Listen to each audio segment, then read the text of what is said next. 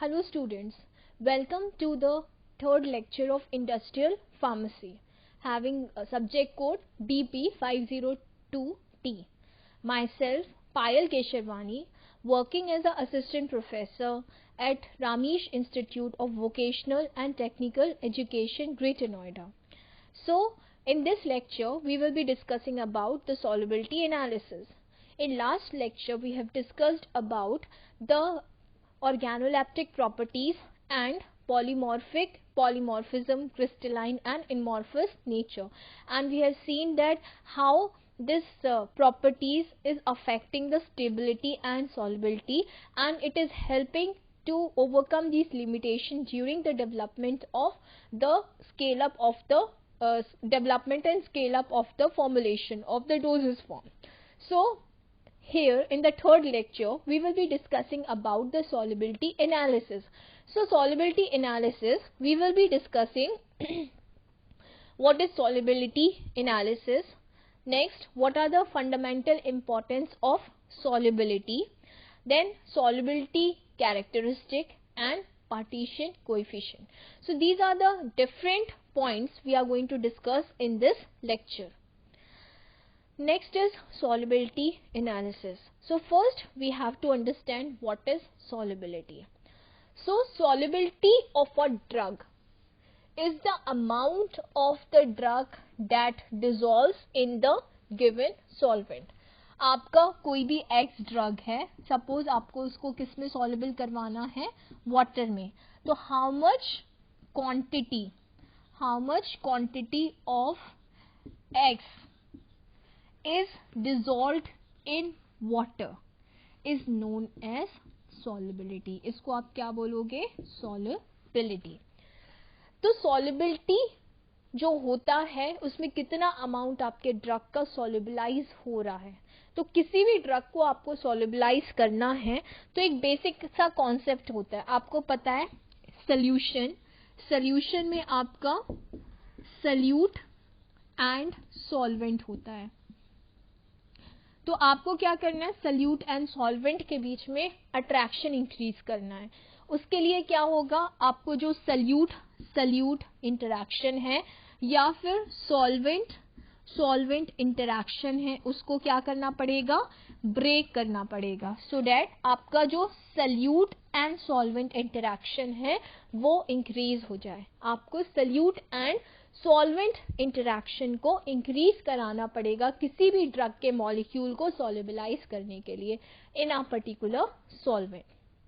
So this is known as solubility. तो किसी भी ड्रग की अगर सॉल्युबिलिटी 1% से कम होती है, किसी भी ड्रग की अगर सॉल्युबिलिटी 1% से कम होती है तो we see that the drug is insoluble. So this solubility helps to determine the characteristic of the drug. ये ड्रग के कैरेक्टरिस्टिक को डिटरमाइन करती है, वेदर आपका ड्रग एक्वस है या आपका ड्रग लिपिड है. अब ये प्री फॉर्मुलेशन स्टडीज में क्यों इंपॉर्टेंट होता है, बिकॉज आपको अपने ड्रग की सॉल्युबिलिटी करानी होती है. बेसिक जो प्रोसेस होता है जो आपके बॉडी में होता है वो क्या होता है, जब भी आप ड्रग को लेते हो वो आपके स्टमक में जाता है, स्टमक में जाके उसको डिसॉल्व होना पड़ता है. तो अगर एक्वस सॉल्युबिलिटी नहीं होगी तो आपका ड्रग डिसॉल्व नहीं होगा. अगर आपके ड्रग को एब्जॉर्ब कराना है तो what is necessary, lipid solubility necessary होती है. तो लिपिड सॉल्युबिलिटी जो होती है वो आपके ड्रग को परमिएट करने में हेल्प करती है.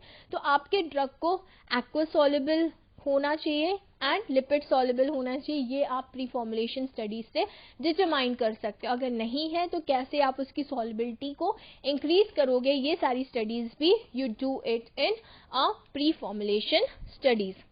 Next, fundamental importance of solubility. First is capable of reaching sites of absorption. जैसे मैंने आपको बताया कि जब भी आप ड्रग लेते हो सबसे पहले वो आपके स्टमक में पहुंचता है. स्टमक में जैसे ही पहुंचता है it disintegrate. First it disintegrate, then it dissolves. Dissolve होने के बाद वो सोल्यूशन फॉर्म में आता है और ये जो सोल्यूशन होता है ये एब्जॉर्ब होता है. कहाँ से, आइदर स्टमक से या इंटेस्टाइन से। तो एब्जॉर्ब होके वो कहाँ पहुंच रहा है आपका ड्रग? सिस्टमिक सर्कुलेशन पे। It is reaching to systemic circulation. So solubility यहाँ पे मेजर रोल प्ले करती है। कहाँ पे? एक डिसोल्यूशन वाले स्टेप में और एक एब्जॉर्प्शन वाले स्टेप में। अगर आपकी ड्रग एक्वस सॉल्युबल है तो वो इजीली डिसॉल्व हो जाएगी। अगर आपकी ड्रग लिपिड सॉल्युबल है तो इजीली वो परमिएट हो जाएगी। क्या हो जाएगी? परमिएट हो जाएगी। तो आपको डिटरमाइन करना है कि आपका एक्वस सॉल्युबल ड्रग है या लिपिड सॉल्युबल ड्रग है, और आपको किस चीज को इनहेंस करने की रिक्वायरमेंट है। आपको एक्वस सॉल्युबिलिटी को इनहेंस करना है या you need to increase the lipid solubility. So pre-formulation studies helps to determine whether your drug is aqueous soluble or the lipid soluble, and it is capable of reaching to the site of action on the basis of solubility. Next है its interaction with putative therapeutic targets. जो भी आपके targets होते हैं जहाँ पे आपका drug जाके बाइंड होता है और आप ड्रग अपना फार्माकोलॉजिकल एक्शन शो करता है, तो उस टारगेट से अट्रैक्शन बेस होता है लिपिड सॉल्युबल या फिर एक्वस सॉल्युबल। तो देखना होता है कि आपके ड्रग किस तरीके की सॉल्युबिलिटी शो कर रहा है, उसी के बेसिस में आपका ड्रग जाके बाइंड करेगा टारगेट से। वो बाइंड नहीं होगा तो आपको फॉर्मुलेशन चेंज करना पड़ेगा सो दैट उस टारगेट से जाके वो बाइंड करे और अपना एक्शन शो करे। नेक्स्ट पॉइंट है it's ultimate metabolism and excretion. Solubility आपके मेटाबॉलिज्म एंड एक्सक्रीशन में भी मेजर रोल प्ले करती है। अगर आपके ड्रग को मेटाबोलाइज कराना है तो आपको देखना पड़ेगा कि आपकी ड्रग की एक्वस सॉल्युबिलिटी है या लिपिड सॉल्युबिलिटी है, या फिर आप अपने ड्रग को एक्सक्रीट कराना है। क्योंकि अगर आपका ड्रग एक्सक्रीट नहीं होगा, मेटाबोलाइज नहीं होगा, तो आपकी बॉडी में एक्यूमुलेट होता जाएगा और इस एक्यूमुलेशन से it will result in toxicity. So to reduce the toxicity, you need to design a drug in such a way that it is easily metabolized and it is easily excreted. So these are the importance of the solubility. Now we will see what are the different factors which affect the solubility. तो पहला factor है आपका temperature. तो temperature आपने जैसे देखा होगा कि टेम्परेचर जब भी हम इंक्रीज करते हैं तो हमारी सॉल्युबिलिटी क्या होती है? इंक्रीज हो जाती है। सिंपल से एग्जांपल लेते हैं, आप कभी भी शुगर डालोगे वाटर में और उसको आप वार्म करोगे तो तुरंत आपकी शुगर डिसॉल्व हो जाएगी। व्हाई? बिकॉज टेम्परेचर ने एटम्स के मोशन को इंक्रीज कर दिया है। उस मोशन से इंक्रीज होने के कारण आपका जो ड्रग है वो इजिली solubilize हो गया है। So this is how temperature is affecting the solubility. Next is chemical and physical property of both solute and solvent. You should know what is the chemical nature of your solute, what is your chemical nature of your solvent. So आपके solvent and solute के बीच में compatibility होनी चाहिए। That should be the interaction attraction between solute and solvent. तो solute and solvent के बीच में इंटरैक्शन होगा, अट्रैक्शन होगा, तो आपका जो सल्यूट है वो इजिली सॉल्वेंट में डिसॉल्व होगा, उसकी सॉल्युबिलिटी इंक्रीज हो जाएगी। तो you need to determine the nature of the solute and solvent. Next is the pressure. Fourth point is acidity और बेसिसिटी ऑफ द सोल्यूशन। जो एसिडिटी एंड बेसिसिटी है that is determined by the pH, and pH plays the major role in the solubility. आप देखते होंगे कि कई drugs होते हैं जो स्टमक से एब्जॉर्ब हो जाते हैं, कई ड्रग्स होते हैं जो इंटेस्टाइन से एब्जॉर्ब हो जाते हैं, या कई ड्रग्स होते हैं जो स्टमक में डिसॉल्व होते हैं, कई ड्रग्स होते हैं जो इंटेस्टाइन में डिसॉल्व होते हैं। तो ये जो पीएच है ये मेजर रोल प्ले करता है आपके ड्रग की सॉल्युबिलिटी में। आज हम जो ड्रग है उसको सॉल्ट फॉर्म में भी डेवलप करते हैं, और ये जो सॉल्ट फॉर्म है ये क्या करता है? आपके ड्रग की सॉल्युबिलिटी को इंक्रीज करता है। सो pH is very important in determining the solubility of the drug. Next is the state of subdivision of the solute and solvent. And the last point is physical agitation applied to the solution during dissolving process. आप कितना speed apply कर रहे हो इस पे भी depend कर रहा है कि कितना ड्रग आपका जल्दी से डिसॉल्व हो रहा है. अगर उसकी स्पीड हाई होगी दैट मीन्स उसका डिसोल्यूशन इंक्रीज हो जाएगा. अगर उसकी स्पीड लो होगी दैट मीन्स उसका डिसोल्यूशन स्लोली होगा. तो speed and agitation also plays the important role in the solubility of the drug. Next है methods to improve the drug solubility. कौन कौन से मेथड से हम ड्रग की सॉल्युबिलिटी को इम्प्रूव कर सकते हैं. तो first is chemical modification of the drug into salt और ईस्टर फॉर्म. हम क्या कर सकते हैं, ड्रग का सॉल्ट फॉर्म बना सकते हैं या फिर ईस्टर फॉर्म बना सकते हैं. अब आपको पता है कि ड्रग आपके नॉर्मली जितने भी ड्रग्स होते हैं जनरली वो वीक एसिडिक होते हैं या वीक बेस होते हैं. ठीक है, तो आप क्या करते हो, इन ड्रग्स का सॉल्ट फॉर्म बनाते हो. तो हमेशा जब भी वीक एसिड का सॉल्ट बनता है तो हमेशा स्ट्रॉन्ग बेस के साथ बनता है. For example barbiturates. नेक्स्ट जो आपका वीक बेस होता है वो हमेशा स्ट्रॉन्ग एसिड के साथ बनाता है. For example sulphates. तो ये जो सॉल्ट फॉर्मेशन है, सॉल्ट फॉर्मेशन क्या करता है, इंक्रीज करता है टेंडेंसी आपके सॉल्युबलाइजेशन से. ये आपके ड्रग को क्या करता है, सॉल्युबिलिटी आपके ड्रग की इंक्रीज करता है. क्या, आपका सॉल्ट फॉर्मेशन. तो जब भी आप सॉल्ट फॉर्मेशन करते हो तो सॉल्ट फॉर्मेशन वाले ड्रग को जब भी आप किसी सॉल्वेंट में डालोगे तो ये जो पीएच होता है in the interface of this particle, ये पीएच डिटरमाइन करता है कि आपका ड्रग सॉल्युबल होगा या नहीं होगा. So this pH helps in solubility of the salt of a drug. तो हम हमेशा सॉल्ट फॉर्मेशन से अपनी सॉल्युबिलिटी को क्या कर सकते हैं, ड्रग की इंक्रीज कर सकते हैं. नेक्स्ट है आप डिफरेंट सॉल्युबलाइजिंग एजेंट यूज कर सकते हो. ये जो सॉल्युबलाइजिंग एजेंट है ये हेल्प करता है आपके सॉल्यूट और सॉल्वेंट में बॉन्डिंग को इंक्रीज करने के लिए एंड आपके ड्रग को सॉल्युबलाइज करने में हेल्प करता है. नेक्स्ट है यूज ऑफ द को सॉल्वेंट. आप कोई और आप ऐसा सॉल्वेंट यूज करते हो जिसकी सॉल्युबिलिटी ड्रग के साथ भी होती है एंड फॉर सपोज आप एक्वस यूज कर रहे हो तो एक्वस के साथ भी होती है. फॉर एग्जाम्पल आप कैम्फर का लो. ये जो कैम्फर है it is insoluble in water. Camphor आपका इनसॉल्युबल है तो आप क्या करते हो, आपको जब कैम्फर को वाटर में सॉल्युबलाइज करना है वो नहीं होगा because camphor is insoluble in water. तो what you will do, you will take alcohol. आप एल्कोहल लोगे, पहले आप एल्कोहल एंड वाटर का मिक्सचर बनाओगे और उसमें आप कैम्फर को ऐड करोगे. तो इससे क्या होगा, जो एल्कोहल है आपका को सॉल्वेंट की तरह एक्ट करेगा और आपके कैम्फर को डिसॉल्व करेगा वाटर में.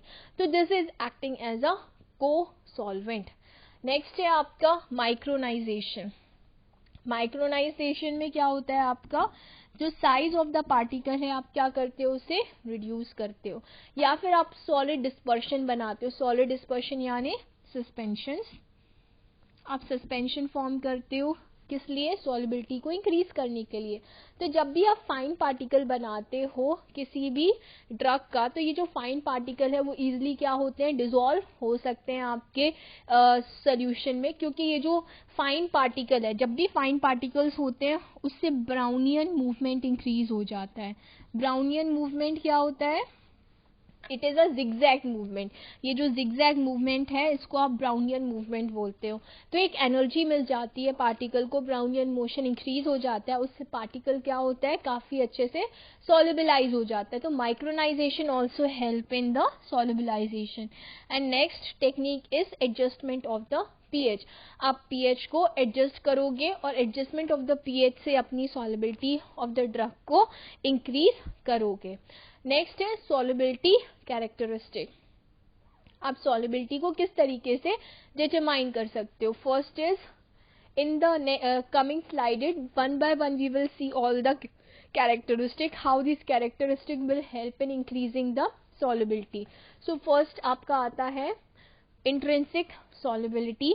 नेक्स्ट है pKa, pH, solubility of various solvent, partition coefficient, dissolution behavior and combined effect. So these are the different parameters which we have to study to enhance the solubility. First आता है aqueous solubility.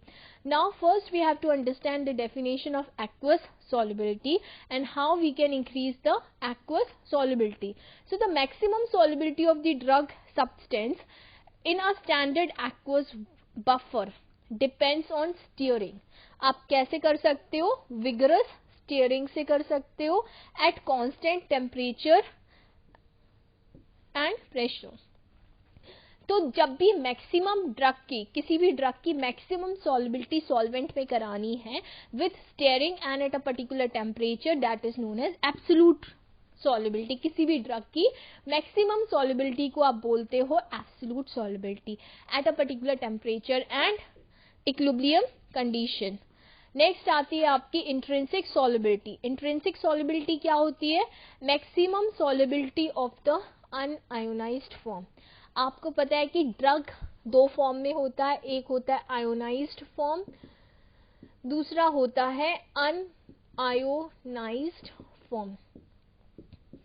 तो ये जो maximum solubility हम unionized drug की कराते हैं at constant temperature and equilibrium condition, उसको हम बोलते हैं इंट्रिंसिक सॉल्युबिलिटी. तो एब्सोल्यूट सॉल्युबिलिटी क्या होती है? कंप्लीट ड्रग की solubility, maximum solubility of the drug. And जो इंट्रिंसिक सॉल्युबिलिटी होती है वो क्या होती है? अनआयोनाइज्ड फॉर्म की maximum solubility. So this is known as absolute and intrinsic solubility. Now what is the method to determine the solubility? पहला है कि प्री फॉर्मुलेशन स्टडीज में हम किस तरीके से सॉल्युबिलिटी स्टडीज करते हैं. So pre-formulation studies will start by measuring the intrinsic solubility in a neutral, acidic and alkaline phase. आप क्या करते हो? तीन फेज लेते हो, न्यूट्रल फेज लेते हो, एसिडिक फेज लेते हो एंड एल्कलाइन फेज लेते हो एंड यू सी दैट कि आपका ड्रग कैसे सोलिबलाइज हो रहा है. न्यूट्रल में आप वाटर लेते हो, एसिडिक में आप 0.1 नॉर्मल HCl लेते हो एंड एल्कलाइन में आप 0.1 नॉर्मल NaOH लेते हो. और इसका टेम्परेचर रहता है 4 degree, 25 degree, 37 degree and elevated temperature that is 50 degree. तो आप डिफरेंट टेम्परेचर में टेस्ट करते हो अपने ड्रग को एंड यू सी कि how much amount of drug is soluble in your different media. So this is the method how you determine the solubility.